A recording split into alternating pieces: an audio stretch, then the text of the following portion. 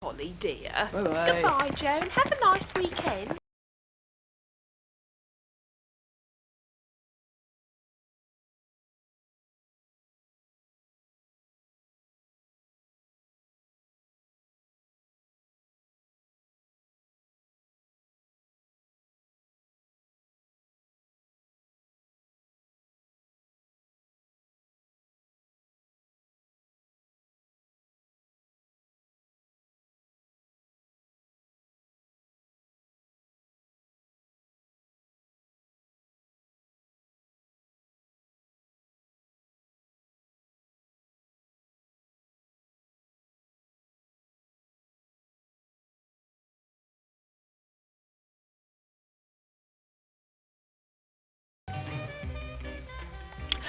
But despite all the hype and jargon surrounding them, they've now become so easy to use that they're on almost every office desk. This change would never have happened without word processing. For most people, word processing is actually their only use for a computer. It is an extraordinarily elaborate way to write something with a separate keyboard, monitor, computer and printer. But the ease of trying sentences out and moving them about does give writing a whole new freedom. In this programme, Rex and I are going to look at the evolution of the word processor and at least try to demystify some of the jargon surrounding it. The word processor came from combining the computer with a much earlier invention, the typewriter. This is part of the Science Museum's enormous collection of typewriters. The first attempts were unbelievably clumsy. This is the appropriately named Pratt Terratype of 1860. The paper goes on here, that's the maximum size on this plate. And when you press one of the piano keys, the type pops up here. It's unbelievably tiny. This is an early typewriter made by Charles Wheatstone. This one looks a bit like an old primer stove. It actually still works quite well.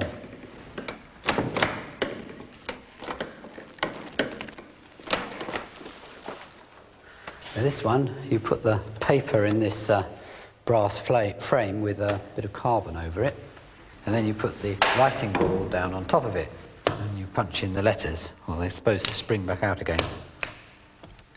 Press the keys while the frame moves under it. And this one's a sort of early version of a golf ball.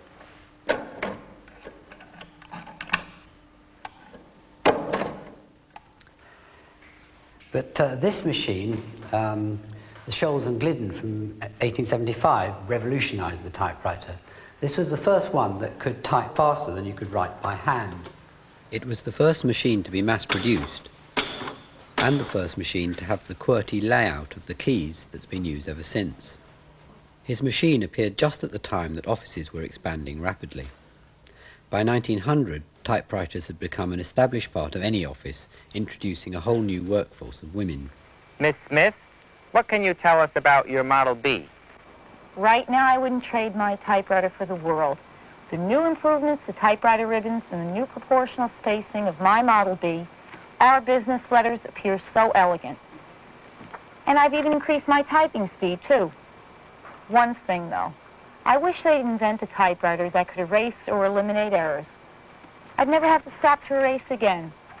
Well, maybe someday. Word processors remove this problem because before everything's finally committed to paper, it's stored in a form that's easy to modify and manipulate in electrical circuits. If you are opening a machine up, it gives no obvious clue how it does this. It just reveals a maze of intricate circuits and a collection of inscrutable silicon chips. Tiny, even more complicated mazes of minute circuits. It's sort of worlds within worlds. However, all these tiny circuits are really just vast collections of transistors, just like this. And all each transistor does, I just put it in this holder here, is to switch the electric current on and off. In theory, an entire computer could be made from enough transistor circuits like this. This computer board's all still connected up, and if I pause it for a minute, at any instant, every single transistor in the chip is either fully on or fully off. Everything that's fed into the computer has to be converted to a form that can be handled by the on-off language of the chips. Word processing uses a code called ASCII. The letters of the alphabet are converted to 7 bits that can each be on or off. So if I type a letter A, it's on, off, on. B is a different one. C, D, E. Each letter of the alphabet lights a different combination. And capital letters turn this bit off. The idea of coding things in a digital way like this started long before the age of computers.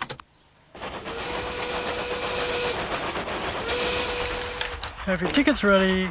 All tickets, please. Well, howdy, ma'am. May I see your ticket? Sure. These tickets, called punch photographs, had lists which were punched out when the ticket was bought. All seems to match in here. Each space on the ticket could be punched or not punched, a primitive digital code. I like what I see. Have a nice day. Well, why, thank you. Hey, you suspicious-looking character. Give me your ticket. Sure. What? The punch photograph was a futile attempt to deter train robbers. This don't match up. We have a robber on the train. Oh no. Okay, everyone, don't panic. Don't panic. Just get out of here. This is my lucky day. An inventor called Herman Hollerith adapted the cards to record numbers and letters of the alphabet for the US census count of 1890. Hollerith machines became widely adopted in offices. The holes in the card form digital codes similar to the ASCII codes in a computer. However, Hollerith machines could only sort and count things. The unique advantage of a computer is that it can perform an infinite variety of processes. Instead of the fixed mechanisms in the Hollerith machines, computer circuits can be given infinitely variable coded instructions, the computer program. Computer programs are also written in codes of on-off bits. While the computer's working, both the program and the data, the letters you type, are stored inside chips called the computer's RAM, or random access memory. A chip like this can store 64,000 bits. But every time you switch the computer off, all the bits inside here are lost. So to save things more permanently, they're recorded on magnetic discs. The coating of these discs is just the same as audio or videotape, and the codes are recorded as minute bits of magnetism. With a solution of iron powder, you can actually see the magnetized parts of the disc. Each of these tracks can actually hold 72,000 on-off bits. Hard disks are the same idea, but they can store literally thousands of millions of bits. They're so sensitive they have to be sealed up inside the computer. And these heads, which record and play back the information, are so close to the disk that they do occasionally collide with it. And that's the origin of the computer crash. Terry's gerbil has got to go. If I could only find that memo about... Although the contents of the RAM and the disks are referred to as the computer's memory, it should really be called storage. Maybe Brenda remembers. Brenda, when was that memo sent round about pets in the office? The computer simply stores everything, whether it's useful or not. The clever part of human memory is really the forgetting bit. Our brains are constantly selecting what's worth remembering. Oh, no, wait. Wasn't it the same day I met Bruce, the fire officer? He was a pet and no mistake, yes! There it is. Splendid. Thank you, Brenda. The world's fastest mechanical brain. Misleading descriptions of computers stem from the 1950s, when they were often referred to as giant brains. This indicator acts as the main control. Tape is fed in, tape that contains great masses of numerical data. The machine follows many of the patterns of man's own mind. Only the machine never goes in for daydreaming. In reality, these early computers were extraordinarily clumsy. This is a 1958 Pegasus, recently restored by the Computer Conservation Society. Instead of chips, it all works with valves. 1,800 of them, and they're all mounted on packages. And here's an example of a package from Pegasus. 3 valves, old components. And so it's like a sort of primitive printed circuit? Yes, this is an early form of printed circuit.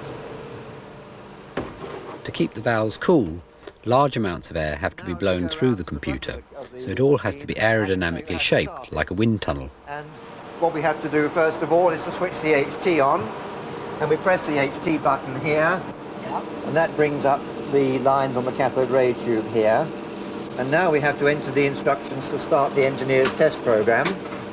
This is looking at the internal registers in the machine, and each of those little spikes there is an on-off bit within one register. So down is on and up is off and up is on? That's right, yes.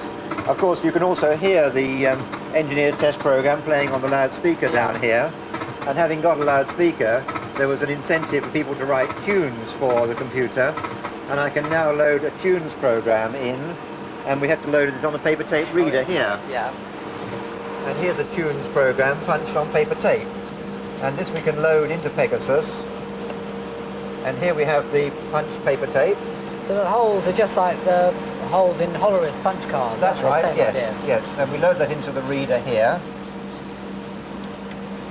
And then we start the program running. And that's now loading the paper tape in. Now we load the music program. And now we can start the tunes program running. And now you can see the bit patterns there on the screen. Of the individual notes, yes.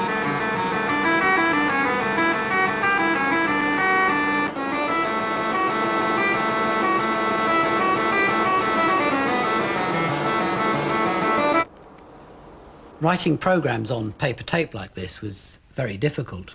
You didn't actually have to punch every individual hole. Instead, you used modified teletape machines like this.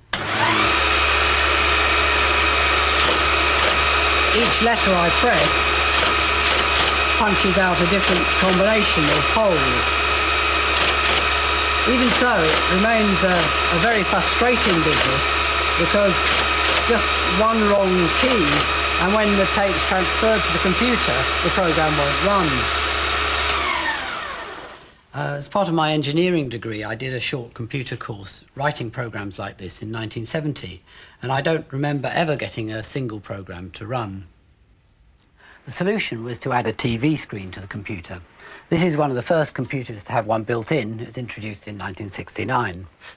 Then with a special program called a line editor, if you ran this through the machine first, you could then write your own program and see what you were doing and make adjustments and try it out as you went along.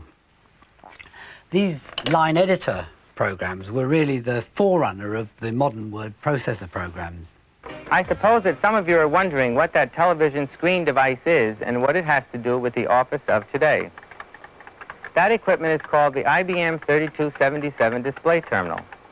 Through its keyboard, characters are typed and displayed on the screen. Should the operator make an error, the backspace key works just like an eraser on a pencil, and the error disappears. Displaying everything like this needed a lot of circuitry. What made it practical was to miniaturize it all, combining the transistors into the first integrated circuits, or silicon chips. At first, these were relatively simple. This is an example. If I put one light in the output and two in the inputs, I can show you what it does. This is a comparing circuit. It switches the output on whenever the two inputs are the same as each other, either both off or both on. It switches the output off when only one input is lit. Even the simple comparing circuit can start to seem clever if it's working fast enough. I can put in one set of inputs the ASCII code for a letter A and compare it with the other set. The output will only switch on if the other set is another A. If I were to do this enough times, I could compare whole words. And this is the basis of sophisticated word processor spell checkers, comparing words that you've typed in with words that are stored in the computer's memory. This clock I made works entirely with these simple sorts of chips. You tell the time, the hours by the number of balls here, and the minutes by the amount of sand that's come through the hourglass. The chips are inside the High Priest's casket. It's his sort of box of mysteries. I usually decorate my circuits with tiny people. I like the idea of this sort of secret world which they're all keeping going. I use this clip-on meter to see what's actually going on inside the chips. That one's counting the seconds. This one's sort of storing various holding circuits, storing the current time. Well, although I've had quite a lot of trouble keeping the getting the mechanisms to work reliably, none of the chips have ever gone wrong.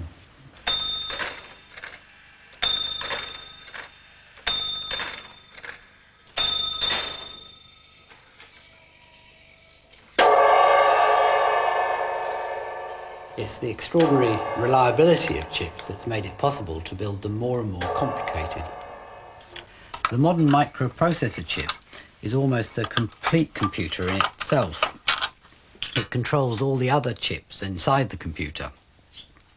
But although it's very complex, it's still built up of thousands of transistor switching circuits, and it works by doing a lot of very simple things extremely quickly. We've soldered a whole lot of lights onto this microprocessor, and I insert this one.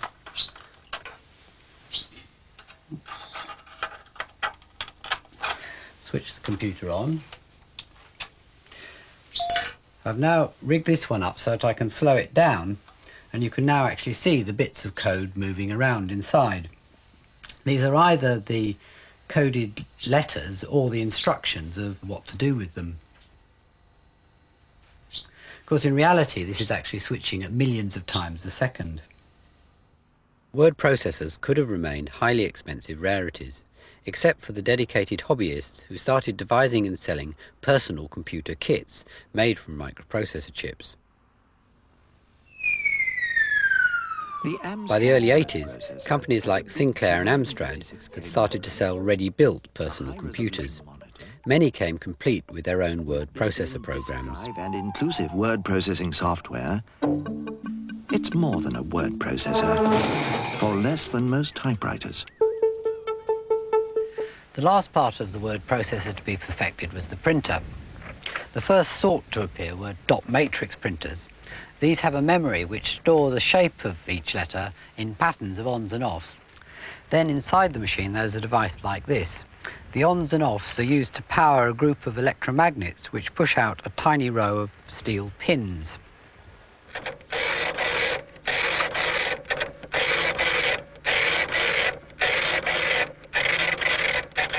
It's funny, really, though, to have all this high-tech equipment to produce something that looks considerably worse than ordinary typing. The next sort of printer to be developed was the daisy wheel. This has a plastic wheel with the actual type on, a bit like a typewriter. This is fixed to an electric motor that rotates the wheel with a sensor on the back to stop it in precisely the right place. And then there's simply a hammer, which is fixed to an electromagnet, to hammer the type onto the page. Oh, seen this one, Miss M? You must be joking. You call this scrawl a job application? I won't be interviewing him either. We'll have to re-advertise. Coffee break, I think. All right. The daisy wheel was a marketing breakthrough. For the first time, anybody could write a professional-looking letter. Come in and try one. Yeah, I might. I could go for that.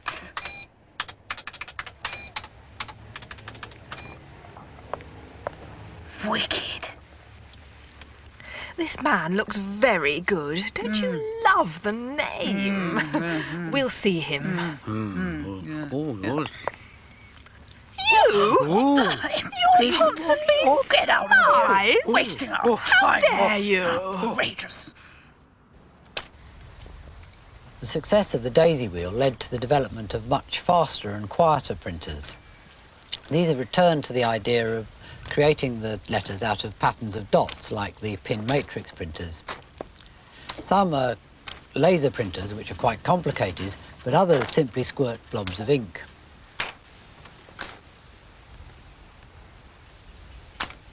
Although our homemade version is a bit crude, inkjet printers can actually squirt very tiny drops of ink with great accuracy.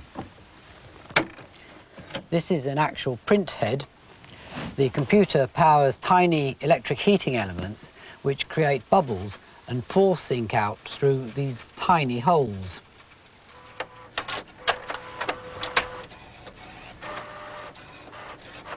The drops are so small they can form almost any style of type. But although computers are getting more and more sophisticated, the reality is usually rather less glamorous. If you'd like to come this way, sir. This is Miss Mathias, our head of department. Hello, I'm Osbert Greed from head office, here to ascertain whether your good self and subordinates are fully cognizant with every aspect of computer usage.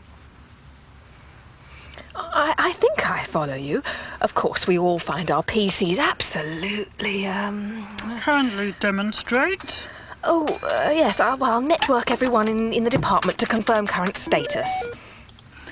Oh, Mr. Jones, put them manuals away. Joan, don't use that old thing. Sorry. Pretend you understand the new one. Oh no, Brian's got his shoes off. And where's his computer? Brian, get it out. I mean, your computer. You should be writing letters by hand. Oh, Polly, you're being networked. You must confirm your current status. But I'm so bored. Terry, you'll get us all into trouble. We're being inspected to see if we're computer literate. The conclusions of my investigations will be issued subsequently in triplicate to this department.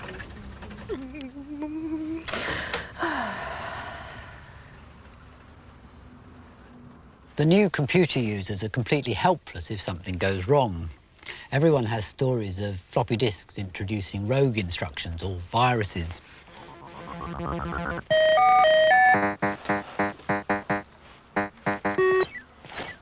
In reality, catastrophic events are rare. Much the most common problems are loose connections or coffee in the keyboard. The sheer complexity of the software, though, does lead to idiosyncrasies. Mine has a habit of occasionally freezing up, so that whatever I type, whatever keys I type, none of them do anything. The only way to sort it out is to switch the computer off and then switch it on again. And then I lose everything that I've typed in the last few minutes.